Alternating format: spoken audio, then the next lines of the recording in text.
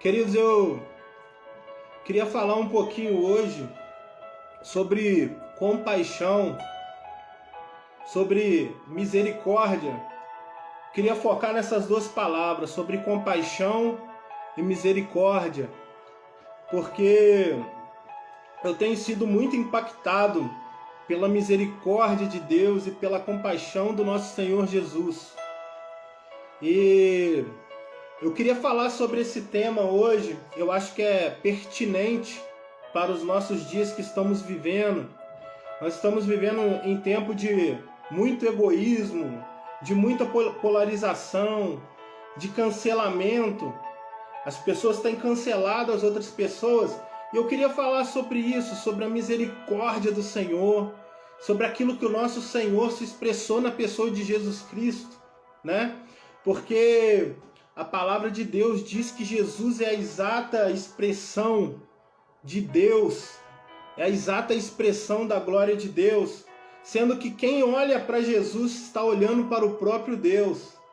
E esse tempo que nós estamos vivendo, eu acho que é um tempo, como lá em Romanos diz, para que os filhos de Deus se manifestem.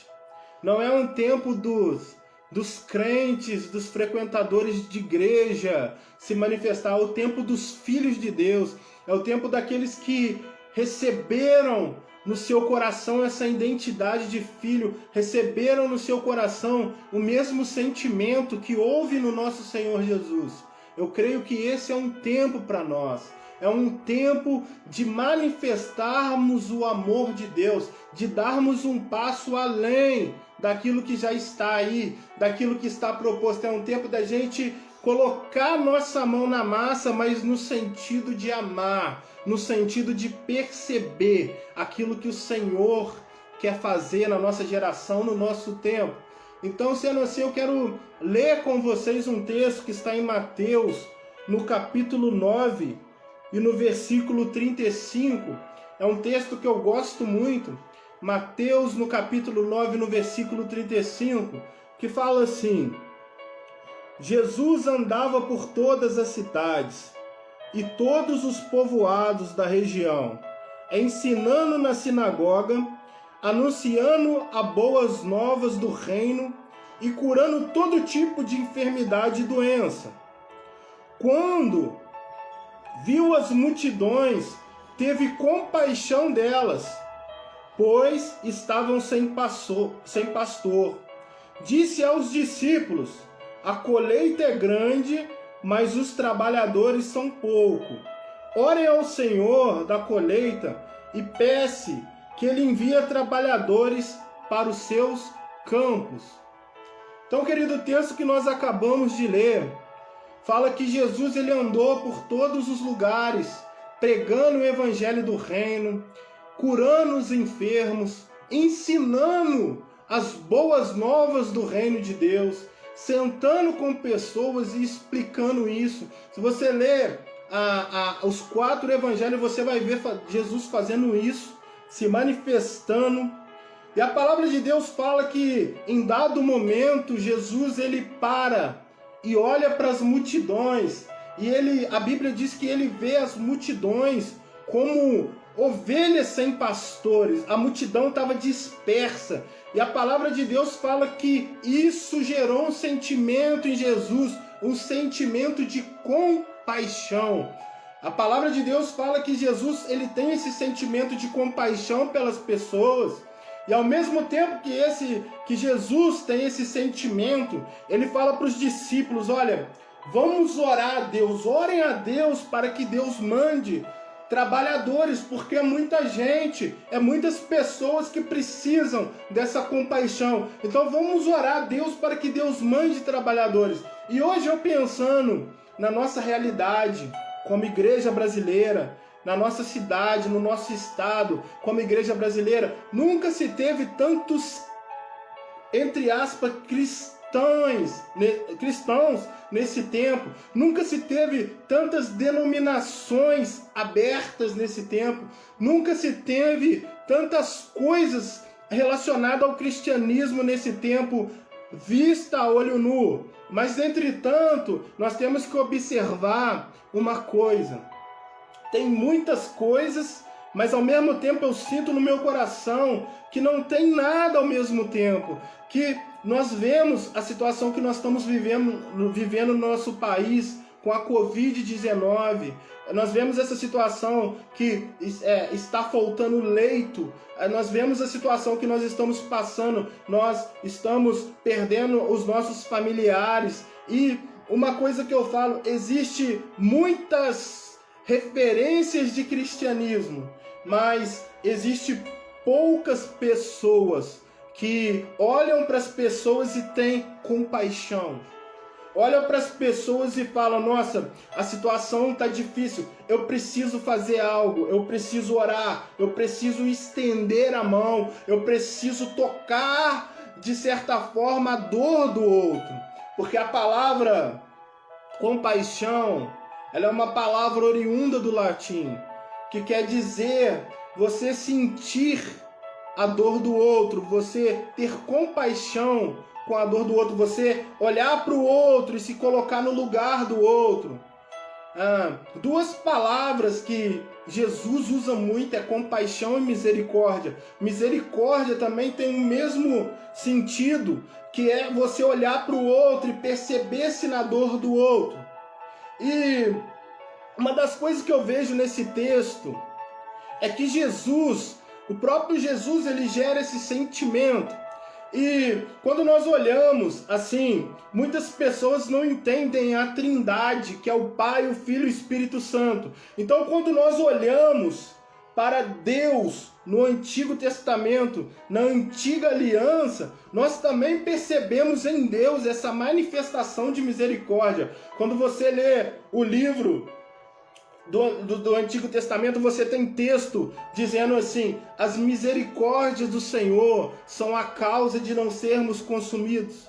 Alguns textos falam que o Senhor é bom e a sua misericórdia dura para sempre. O Senhor tem compaixão. Mas acontece que Deus é uma comunidade, Deus é uma trindade, Deus, ele é uma família. Então Deus é o Pai, é o Filho e se manifesta através do Espírito Santo.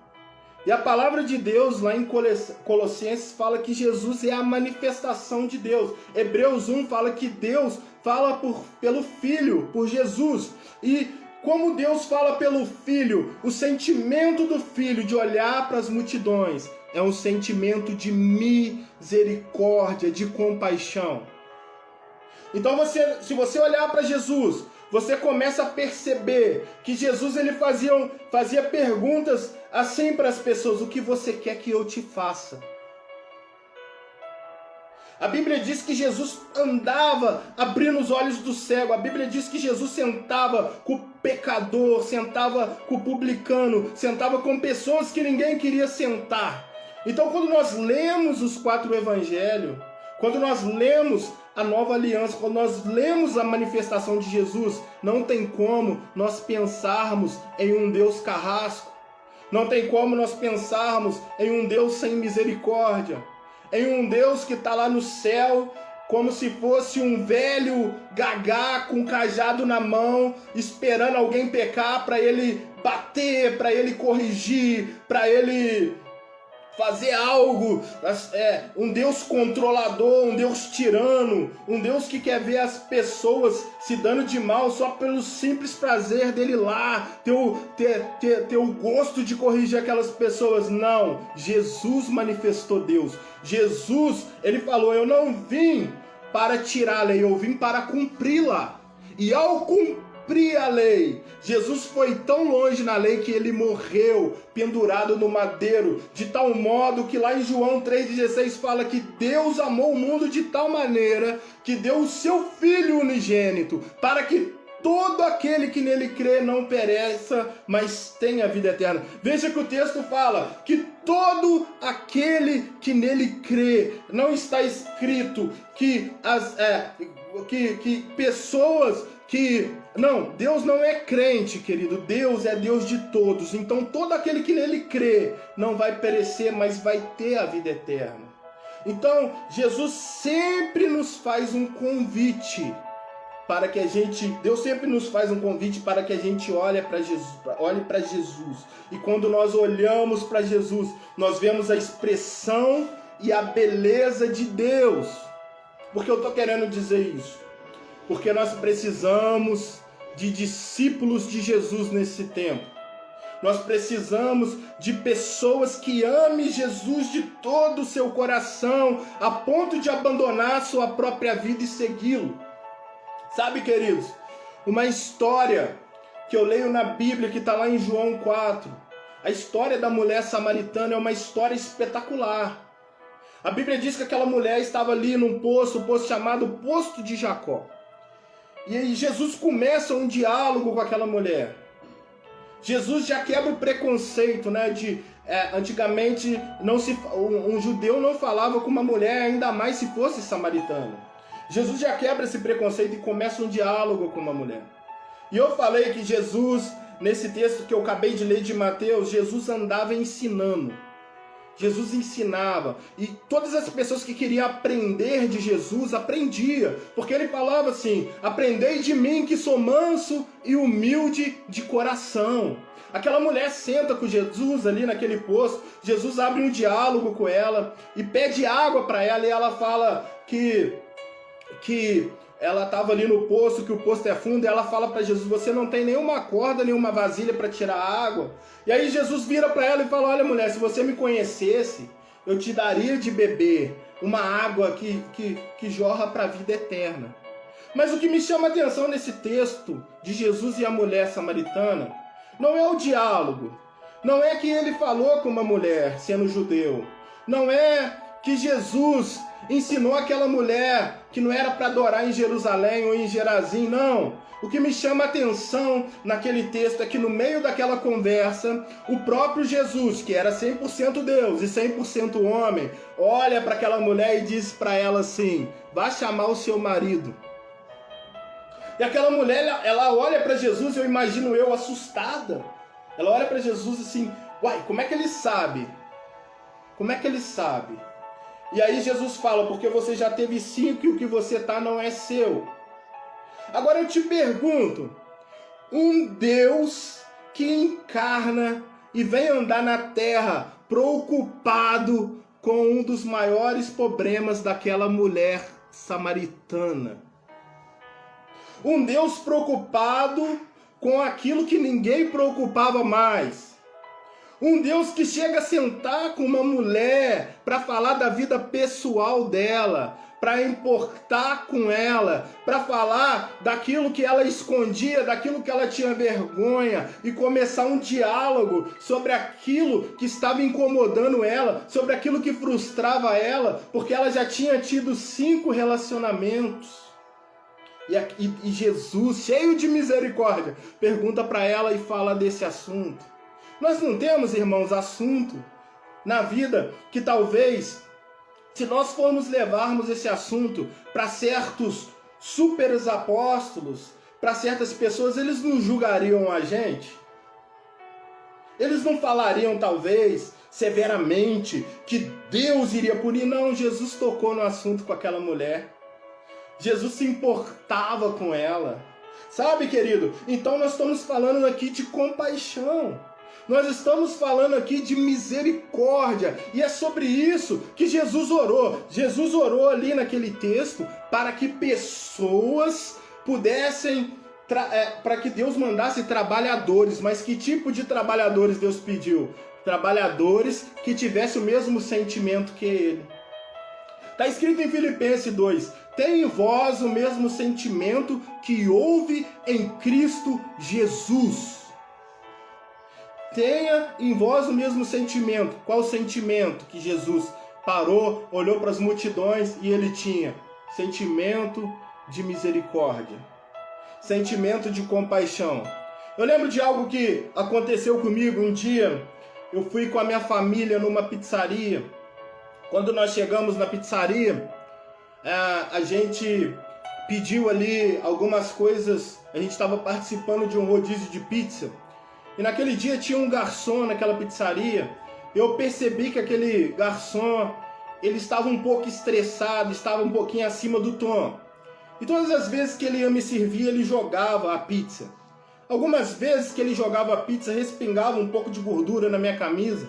E tinha um primo meu do meu lado, e o meu primo falou, olha, se ele fizer isso de novo, eu vou reclamar, eu vou chamar o gerente, eu não vim aqui, eu tô pagando, eu tô certo. Eu falei com o meu primo assim, espera um pouco. E o meu primo esperou um pouquinho, e toda vez que ele jogava pizza, eu falava com ele, muito obrigado, meu amado. E aí ele ia lá pra dentro, voltava, e ele jogava a pizza de novo. Aí teve uma vez que eu peguei na mão dele e falei, meu amado, muito obrigado por você estar me servindo. E aí aquele homem, ele foi, e dessa vez que ele foi, ele voltou com um olhar totalmente diferente para mim, e ele chegou perto do meu ouvido e perguntou, o que você deseja que eu pegue lá dentro para você? E aí eu falei, olha, já mudou um pouco. E aí ele ia lá dentro, na hora que ele voltava, eu falava, meu amado, você tá bem. E comecei a demonstrar ali para ele uma misericórdia e compaixão. No final da noite, querido, eu vi um sorriso no rosto daquele homem, e ele interagindo com a gente, e ele nos tratando bem, porque eu não quis julgá-lo, porque eu quis pensar sobre, e se ele teve um dia difícil? Eu quis pensar sobre, e se ele tivesse alguma coisa incomodando ele por dentro, que ele não estava sabendo lidar? E se ele tivesse tido algum problema ali dentro da pizzaria? E eu creio que os filhos de Deus, eles se manifestam aonde as pessoas não conseguem se manifestar. Eu tive outra experiência esses dias no mercado, mas não foi comigo, foi com a minha esposa. A gente sempre vai no mercado e a gente sempre gosta de subir de táxi porque nós não temos veículo. E aí, do mercado na minha casa dá uma corrida muito pequena. Dá um valor muito pequeno, e às vezes os taxistas eles não gostam de nos levar. Quando eles ficam sabendo do destino, eles não gostam de nos levar. Então eu coloquei no coração, eu e a minha esposa, da gente sempre pegar um táxi e pagar um valor a mais para eles, para valorizar o serviço deles. E aí a gente vai tranquilo, pega o táxi, quando ele para aqui na frente da nossa casa, a gente dá um valor a mais. E nesse dia a gente pegou um homem, e ele entrou no táxi, e quando ele chegou na minha casa, para chegar aqui você tem que subir o morro, e ele foi desonesto com a gente. Ele desligou o taxímetro dele e cobrou um preço que a gente já sabia, um preço acima que a gente já sabia que de lá na minha casa não dava aquele preço. E aí eu fiquei muito nervoso, meus irmãos, eu fiquei muito nervoso.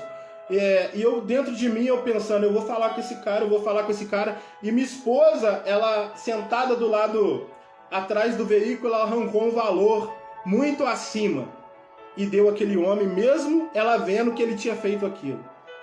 E aí ele ficou olhando incrédulo para minha esposa, assim, que quando ela deu o dinheiro para ele ficou olhando incrédulo. E aí eu fiquei com aquilo na cabeça, eu falei, meu Deus, a Ana tá doida, será que ela não viu o que esse homem fez? Quando eu desci do táxi eu questionei ela, e a Ana falou o seguinte para mim, eu não posso deixar de ser uma filha de Deus e abençoar ele pelo caráter dele, eu tenho que fazer porque eu preciso exercer misericórdia sobre a vida das pessoas. Então Jesus, ele agia dessa forma de compaixão e de misericórdia, mesmo sabendo que ele seria posteriormente pendurado numa cruz pelas mesmas pessoas que ele estava ajudando. Mesmo sabendo que ele ia ser pendurado no madeiro pelas mesmas pessoas que ele estava ajudando. A Bíblia diz que quando Jesus foi pego ali para ser crucificado, as pessoas se afastaram dele. E ele foi ali pro Getsêmani, ele foi ali para ser crucificado na solidão. Então, quer dizer, mesmo ele sabendo que isso tudo ia acontecer com ele, Jesus não deixou de exercer misericórdia. E essa é uma mensagem para os nossos dias. Num tempo de polarização, eu não sei, irmão, se vocês comigo, meus irmãos, se vocês têm percebido como que está aí, né, as redes sociais, você tem que ser ou de esquerda ou de direita, né? você tem que ter uma opinião ou uma outra opinião. Mas nós, querido cristão, nós temos que desvincular dessas coisas. A nossa opinião e o nosso posicionamento é Cristo.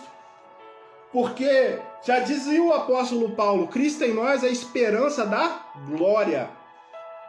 Cristo em nós é a esperança da glória. Amém? Nós não confiamos em governo, nós não confiamos. Não, nós confiamos em Cristo. Porque o nosso papel hoje como igreja é olhar para todas essas situações. E nós temos que arrumar um jeito em Cristo de exercer misericórdia e compaixão.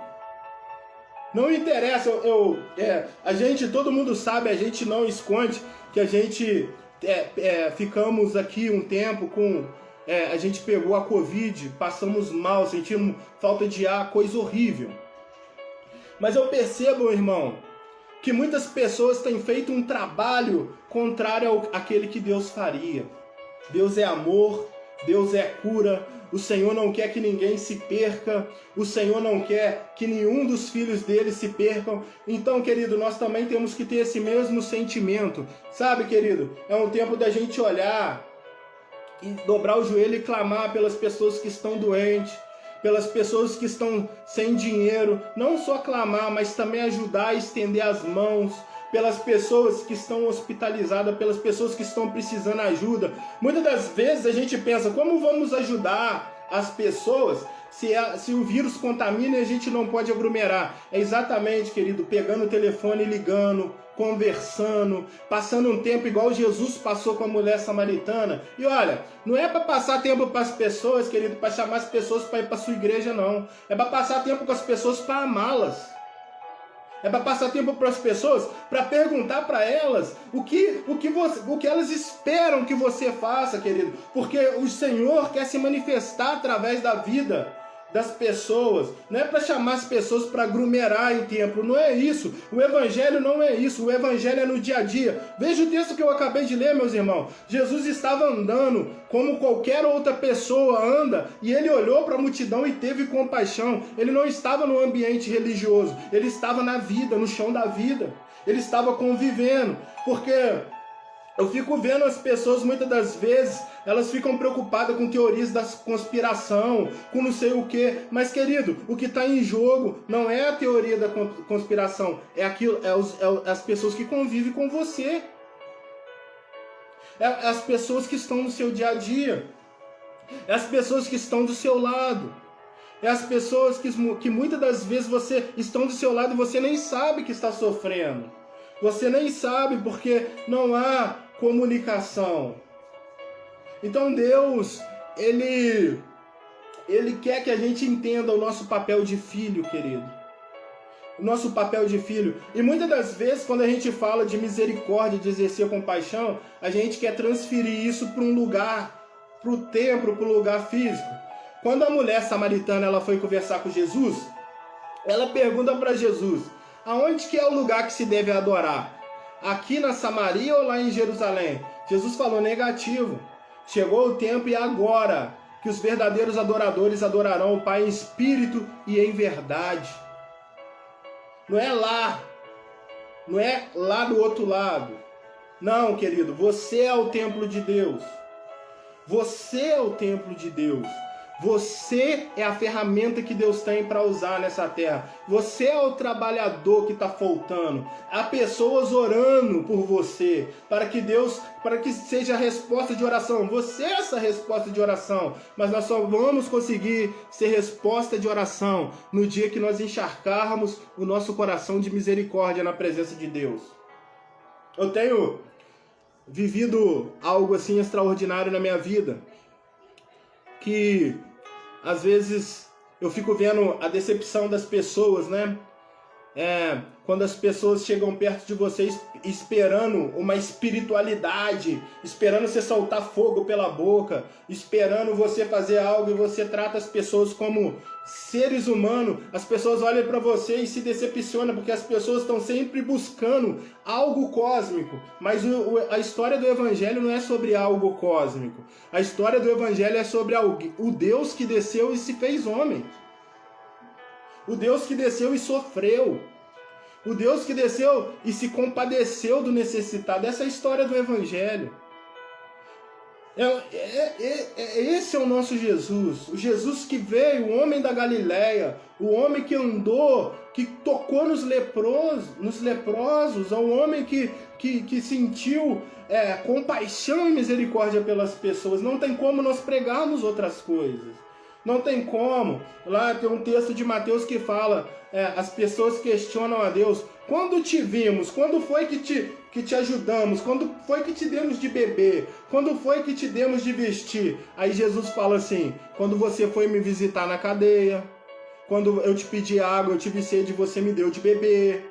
Lembra desse texto, querido, que hoje não é pregado, né? Então, assim, esse é o nosso Jesus. Esse é o nosso Jesus, aquele Jesus que olha para as pessoas e vê esperança. O nosso Jesus não é mamon. O nosso Jesus não é um Deus de interesse. O nosso Jesus não é um Deus que é contra a vida, ele é a favor da vida. É um Deus que celebra a vida. E nós precisamos urgentemente abandonar a nossa religiosidade, abandonar. Querido, para com esse negócio de ficar vendo vídeo de gente poderosa. Dobra o seu joelho no seu quarto, vai virar humano, vai virar gente, vai se compadecer de pessoas. E aqui eu não estou falando de projeto, querido. Eu não estou falando, de quando acabar a pandemia eu vou fazer um projeto social. Não, nós não estamos falando de projeto. Nós estamos falando de manifestação dos filhos. Nós estamos falando da pessoa próxima, do próximo. Às vezes, querido, o nosso próximo é a nossa esposa que está dentro de casa, é o nosso filho que a gente não consegue mais dar atenção. Às vezes a gente fica no celular e a gente acha que a gente vai mudar o mundo montando cesta básica. Talvez a gente mudaria o mundo passando um tempo com o nosso filho. Talvez a gente mudaria o mundo dando mais atenção para o nosso cônjuge. Talvez a gente mudaria o mundo perto das pessoas que amam. Perto das pessoas que a gente está mais perto. Talvez Deus tenha uma grande obra na sua vida que se resume a amar as pessoas que você conhece. Talvez Deus tenha uma grande profecia para colocar na sua boca para falar com a mulher samaritana que está lá no poço de Jacó. Talvez Deus tenha um grande poder para colocar na sua mão para você simplesmente todo dia ir na padaria da sua rua e falar simplesmente bom dia, tudo bem? Como você está? Talvez Deus tenha um grande ministério pelas vielas, pelas ruas, pelos lugares, pelas pessoas que ninguém quer ver. Talvez Deus tenha esse grande ministério. E talvez o grande ministério de Jesus para nossas vidas seja mais humano. Tenha misericórdia, tenha compaixão. Agora, o segredo da compaixão é você sentar para aprender de Jesus.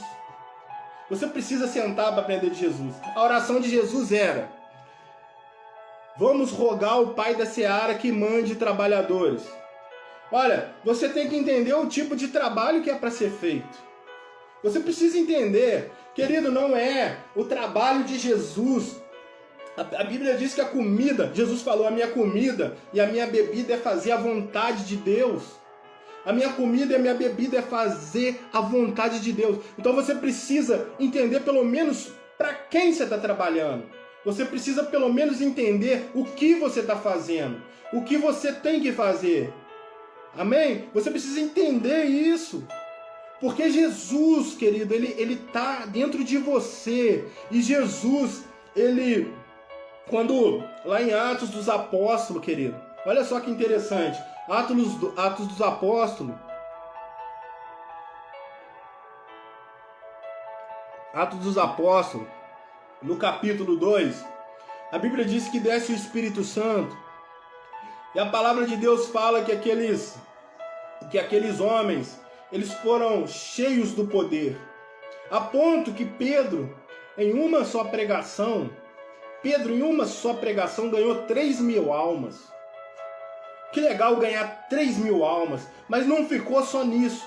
A Bíblia continua falando que aquelas pessoas que eles ganharam para Jesus viviam em comunidade, partindo pão, um ajudando o outro. Eles comiam junto nas casas, eles se fortaleciam em comunidade. Não ficou só no eu ganhei, Pedro não ficou só no eu ganhei 3.000 almas. Pedro ficou em eu ganhei 3.000 almas e agora nós vamos ter compaixão dessas pessoas e nós vamos viver como elas, nós vamos partir o pão com elas. O apóstolo Pedro, a Bíblia diz que o apóstolo Pedro, o homem da unção, que ganhava 3.000 almas, diz que depois da pregação dele, ele não entrou na Land Rover dele ou no jatinho dele e foi embora. Não, diz que ele foi sentar para comer com as pessoas, diz que ele foi viver em comunidade, diz que ele foi estar com gente.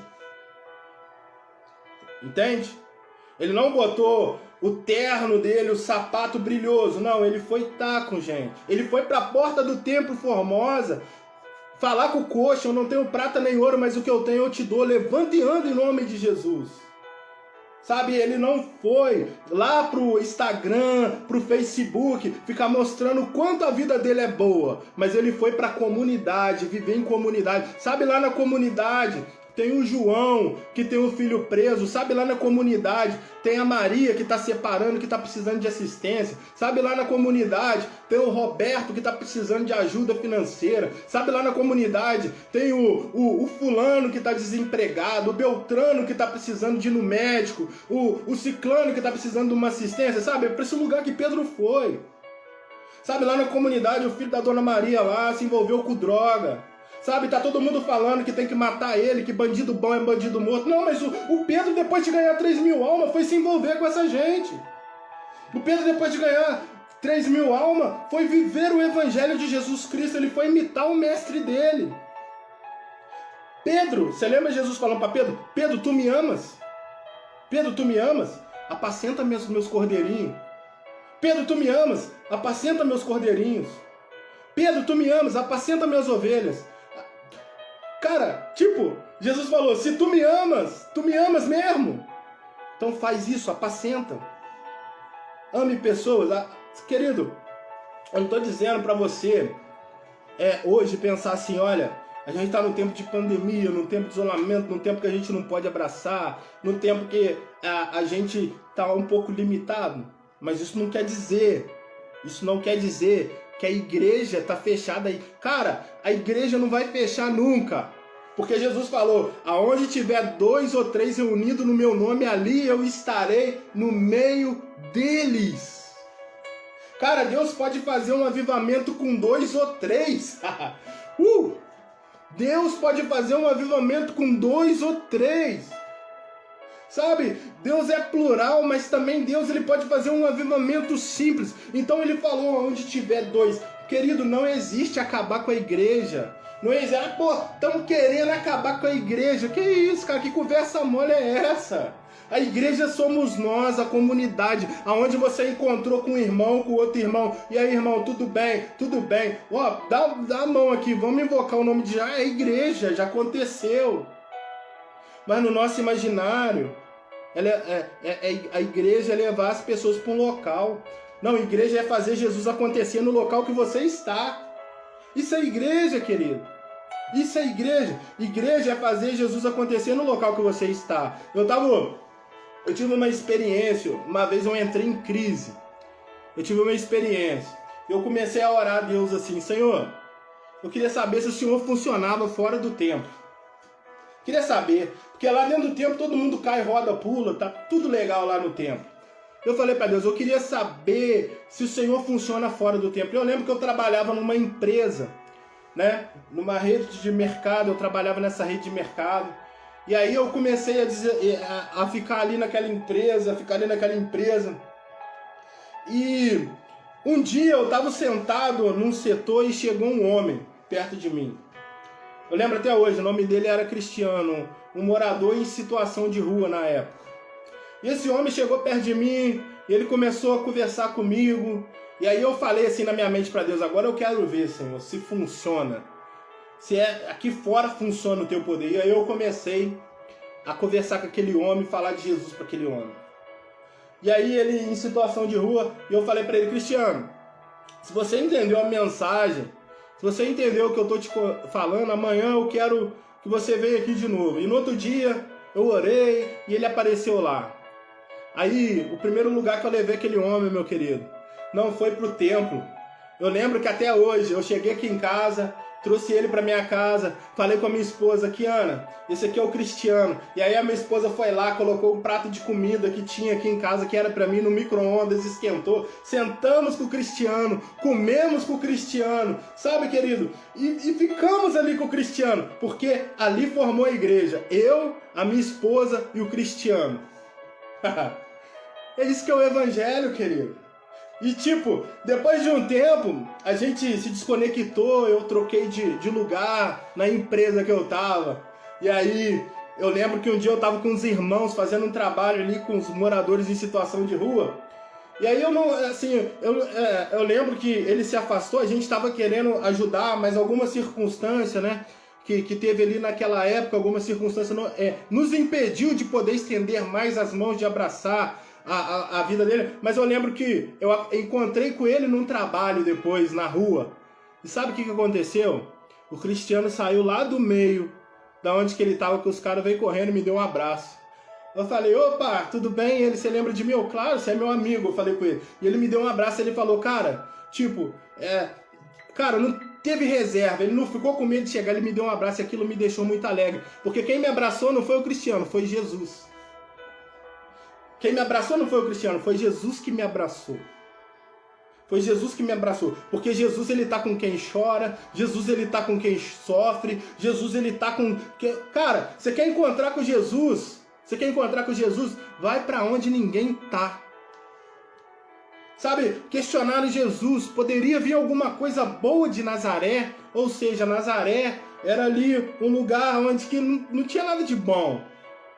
Mas aí ele é chamado Jesus de Nazaré. Ele atrelou o nome dele a um lugar que não tinha nada de bom. Ele é chamado Jesus de Nazaré.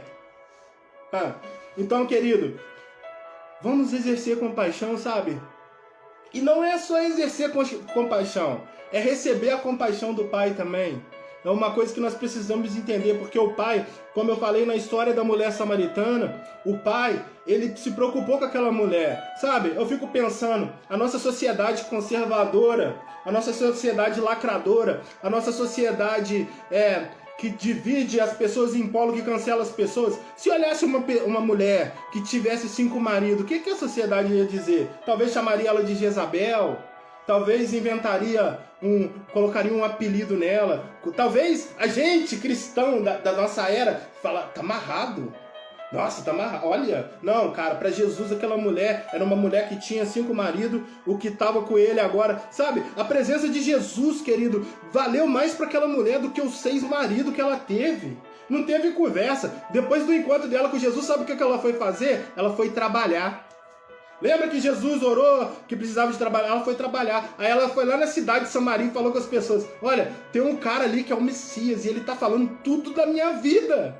Olha, ela não falou, tem um cara ali que tem uma unção sobre... Não, ela falou, tem um cara que ele conhece a minha vida. Você tá entendendo isso? Ele sabe da minha vida, ele não me julgou, ele conversou comigo, ele sentou comigo. E cara, a Bíblia fala que aquela cidade conhecedora da vida daquela mulher foi lá ver. Foi lá ver. Você tá entendendo, querido? Você tá entendendo? Deus usa a mulher samaritana, Deus usa o cego de nascença, Deus usa... Cara, o mundo não é dos fortes, o mundo é dos fracos. Onde você viu isso? Está escrito lá em 1 Coríntios capítulo 2. Deus escolheu as coisas loucas desse mundo para confundir a sábia. O nosso Deus é do avesso. Por isso o apóstolo Paulo fala, não vos conformeis com esse século, mas renova pela renovação da nossa mente. O próprio apóstolo Paulo fala assim, nós temos a mente de Cristo. A nossa mente é a mente de Cristo, querido. Nós olhamos para a pessoa como Cristo. Nós buscamos no nosso relacionamento pessoal com Deus, que o nosso coração, nós buscamos no nosso relacionamento pessoal com Deus, que o nosso coração se quebrante. Nós entramos na presença de Deus com toda a reverência. Nós nos prostramos diante dele para que a vida dele entre em nós e a nossa vida morra. Nós entramos nos relacionamentos com Deus, nós entramos na oração para dizer para Deus: Deus, eu não consigo amar, mas por favor me ensina, enche o meu coração com teu amor. E isso é tão simples, querido, é tão simples, que amanhã eu estou aqui pregando para vocês, acordar com dificuldade de amar um montão de gente. E também com dificuldade de ser amado. Também com dificuldade de ser amado. Mas aí que tá. Quando eu olhar para essa dificuldade de amar, eu vou lembrar do que está escrito nas Escrituras. Mas o meu poder se aperfeiçoa na sua fraqueza. Sabe que tem pessoas que a gente ajuda, a gente nem sabe que ajudou?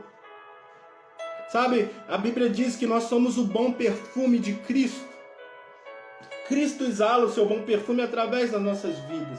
E há um convite, querido, nesses últimos dias, antes da volta de Jesus, que nós enchemos o nosso coração de amor, com a presença do Espírito Santo. E que as pessoas encontrem com a gente e fale, como quando Pedro negou Jesus, ele foi para um lugar ali, numa fogueira, e ele estava ali escondidinho, e a palavra de Deus diz que as pessoas chegaram para perto de Pedro e falaram assim: você é um deles. E Pedro falou: não, eu não sou não. Aí a pessoa falou: é sim, você fala igual ele. Que as pessoas cheguem perto da gente. E, cara, não confunda a gente com pessoas religiosas, pessoas que têm um cajado na mão, pessoas que o Deus dela é o sentimento. Tem pessoa que o Deus dela é o sentimento dela. Se ela estiver chateado com o irmão, ela fala: Deus é justiça. Se ela estiver bem com o irmão, Deus é amor. Não, Deus não é bipolar, querido. Deus não é bipolar. Deus não é o seu sentimento. Deus não é o que você pensa. Deus é o que a palavra de Deus diz. Deus é a manifestação. O Verbo se fez carne e habitou entre nós. Deus é maior que você, é maior que o seu sentimento. A Bíblia diz lá a Bíblia diz que se o nosso coração nos acusar, em 1 João, Deus é maior que o nosso coração. Então Deus não é o nosso sentimento. Eu não fui com a cara de fulano, Deus vai pesar. Não é assim que funciona, querido. Não é assim que funciona. Primeiro a palavra diz: ama o Senhor teu Deus de todo o coração e ao próximo como a ti mesmo. Você precisa passar pelo amor de Deus primeiro e depois derramar esse amor no próximo. É assim, Deus não é o nosso sentimento. Então esse é um convite para a gente estar além. Além. E assim, deixa eu te falar uma coisa, querido. Quando a gente está falando do amor de Deus, quando a gente está falando da bondade de Deus, nós também vamos necessitar de ser amados. Tem um autor que eu gosto de ler muito, chamado Brennan Manning. E ele diz que a nossa identidade tem que ser o amado de Deus. Todos os dias nós devemos sair das nossas casas. Todos os dias. Nós devemos sair das nossas casas sabendo que a nossa identidade está em ser amado de Deus. Antes de nós colocarmos o dinheiro na mão, antes de nós colocarmos a nossa força para ir trabalhar, nós temos que entender que nós devemos partir de um lugar chamado amor de Deus. Só uma pessoa amada por Deus é livre para amar. Somente uma pessoa amada por Deus é livre para amar. Agora, uma pessoa que não entende esse amor de Deus, ela vai transformar Deus no sentimento dela. Ela vai olhar pro... Cara, desculpa se hoje você postou aqui, mas eu não posso deixar disso. Ela vai olhar pro carnaval e vai achar que Deus está nervoso com o carnaval. Irmão, Deus não está nem aí para carnaval. Não, porque Deus mandou a pandemia por causa do... Cara, Deus tem mais o que fazer. Deus está amando pessoas. Deus está trabalhando na vida, naquelas igrejas que estão escondidas. Você nem conhece o pastor daquela igreja. Deus está cheio de Deus lá. Tem gente agora, irmão, entrando dentro de lugar que a gente não ia, trabalhando para Deus, trabalhando. Não, Deus está chateado com o carnaval, porque de Deus ninguém se... Meu irmão, que evangelho, que Bíblia que a gente está lendo? Que Bíblia que a gente está lendo? Cara, Deus criou, olha para as estrelas aí. Deus dizendo para Abraão: você pode contar as estrelas? Deus criou todas aquelas estrelas. Deus fez o céu, o mar, a terra. Você acha que Deus tem problema de identidade? Lá na avenida zombaram de mim. Não, querido, Deus está olhando para aquelas pessoas e falando o que ele falou na cruz. Deus perdoa eles porque eles não sabem o que fazem. Para de bobeira, a gente tem que parar de bobeira, irmão. Tá na hora dos filhos de Deus se manifestar. Tá na hora da maturidade chegar na sua vida, querido. Deus não é um bonequinho, um controle remoto que você aperta ele e ele vai botar câncer no outro. Cara, imagina, tem gente... Um dia eu ouvi uma pessoa dizendo pra mim que Deus botou doença na outra pessoa por causa dela. Eu imagino uma pessoa dessa chegando nas portas do céu, como diz Apocalipse, e Deus perguntando para ela, a pessoa, assim como igual Deus perguntou para Caim, cadê o seu irmão Abel? Aí imagina você falando para Deus, não Deus, você lembra que eu orei para o Senhor para matar aquela pessoa? Você lembra que eu orei para o Senhor botar doença naquela pessoa? Então, eu estou aqui, ela deve estar no inferno, porque eu orei, eu busquei a Deus para que o Senhor matasse aquela pessoa, para que o Senhor... Que isso, irmão? Você imagina uma situação dessa? Você imagina uma situação dessa? Você chegar diante de Deus para falar que você mandou botar doença em outra pessoa, para falar que Deus fez isso por causa que você... não, porque Deus não, cara, Deus não é vingativo. Se você pensa assim, você está com Deus errado. Não é o Deus da palavra. O Deus da palavra, ele morre numa cruz dizendo, perdoa eles porque eles não sabem o que fazem. Um dos discípulos de Jesus, o Estevão, lá em Atos, quando o Estevão morre, ele repete essas palavras. Ele está sendo apedrejado e ele fala, Senhor, não impute o pecado para eles, porque eles não sabem o que fazem. Sabe, é desse Espírito que eu estou falando, do Espírito de Jesus Cristo. É desse Espírito que eu estou falando, querido. Nós precisamos seriamente e fazer como Jesus fez, entrar no templo, virar as mesas e dizer, não, ei, deixa eu te falar, é Jesus, é Jesus, é Jesus, nós precisamos de Jesus, nós precisamos olhar para Jesus, não é mais o Deus de Moisés. Moisés teve um papel na Bíblia, que era conduzir o povo para a terra prometida. Moisés criou as leis de Deus e as leis não foram abolidas. Jesus cumpriu as leis e aquele Deus do Antigo Testamento hoje cumpriu o seu propósito em Cristo. E ele disse, esse é meu filho amado, em quem me compraz, em quem eu tenho prazer. A ele ouvi ele, ouve o meu filho. Olha a compaixão do meu filho, olha a manifestação do meu filho. Querido, vamos ler a Bíblia de Gênesis e Apocalipse, vamos ver a Bíblia, vamos nos mergulhar nesse Deus maravilhoso. Sabe, tem muita gente que não lê a Bíblia, não é porque tem preguiça, não é porque não tem inteligência, não é porque a pessoa tem dificuldade. Sabe por que não lê a Bíblia? Porque acha que vai ter lá na Bíblia um cajado na cabeça. Mas, cara, você vai se surpreender quando você lê a Bíblia e Jesus te abraçar com amor, com bondade. Que Jesus falar que o seu final lá em Apocalipse é um lugar onde que não vai ter mais choro, onde não vai ter mais planto, onde não vai ter mais covardia, onde que ele vai enxugar essas lágrimas. Como que você vê um Deus desse, querido, que não quer que nem que você tenha mais choro? Como que você vê um desse que lá em Apocalipse está escrito que as suas orações ele coloca numa taça? Uma taça, ele está com as suas orações como um incenso numa taça. Ele está guardando as suas orações. Como você acredita que um Deus desse quer punir pessoas? Ele quer mudar a vida de pessoas. Quando uma pessoa vai para o inferno, Deus não está feliz, querido.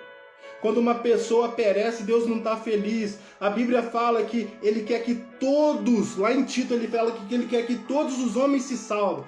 Jesus é amor, Jesus é bom.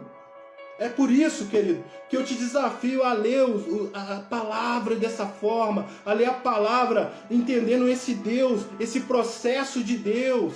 A história da nação de Israel é a história da nação de Israel. Nós na Bíblia somos os gentios, aqueles que fomos alcançados através do evangelho que Paulo pregava, um evangelho livre, um evangelho que não tem mais a devoção no templo, não tem mais o sacrifício do templo, não tem mais aquele negócio de, pode isso, não. O nosso evangelho é a partir do amor. É a partir do relacionamento, é a partir de compreender as pessoas e não de julgá-las. E talvez você esteja perguntando assim, esse Deus aí é muito bonzinho, esse Deus que você está pregando é muito bonzinho. Pois é, esse Deus bonzinho que vai te sustentar no seu sofrimento. Esse Deus muito bonzinho que vai exercer misericórdia na sua vida quando você precisar. Porque a palavra de Deus fala que um dia vai chegar o dia mal para você. E nós precisamos ter essa mentalidade que o nosso Deus é bom. Lá no salmista diz, olha, Deus é bom e o seu amor dura eternamente. Eternamente. Eternamente. Amanhã você vai acordar, o amor de Deus vai estar lá. Depois da manhã, se Deus permitir que você acordar, o amor de Deus vai estar lá. Depois, o amor de Deus vai estar lá. Eu queria encerrar hoje, querido, para a gente não estender muito. Eu queria que a gente orasse. Eu estou vendo aqui os comentários, a Rose, eu te amo muito. Muita gente aqui com a gente. Queria agradecer a vocês de ter me suportado até agora, de ter ficado. Todo mundo aí com a gente, né? Mas, por favor, gente, vamos amar, querido. Nós estamos perdendo tanta gente nesse tempo de pandemia. Nós temos visto tanta gente partir, tanta gente sofrendo. Não é possível que o nosso coração não vai se compadecer. Não é possível que a gente não vai cair de joelho para orar. Não é possível que a gente ainda quer ver mais sangue. Não, Jesus não chamou a gente para isso, querido. Jesus chamou a gente para orar, sabe? Não vai jejuar, querido, para Deus liberar economia, isso é balela, para isso, para aquilo. Vai jejuar o jejum que eu quero, Isaías está falando. É que a gente salte a ligadura da piedade, é que a gente ajude os necessitados. Esse é o verdadeiro jejum. Ei, querido, vamos acordar, vamos com a gente, vamos acordar, vamos falar só de Jesus, vamos falar do amor de Deus, vamos ler a Bíblia por completo. Amém? Vamos orar, Senhor, nós te louvamos, te bendizemos.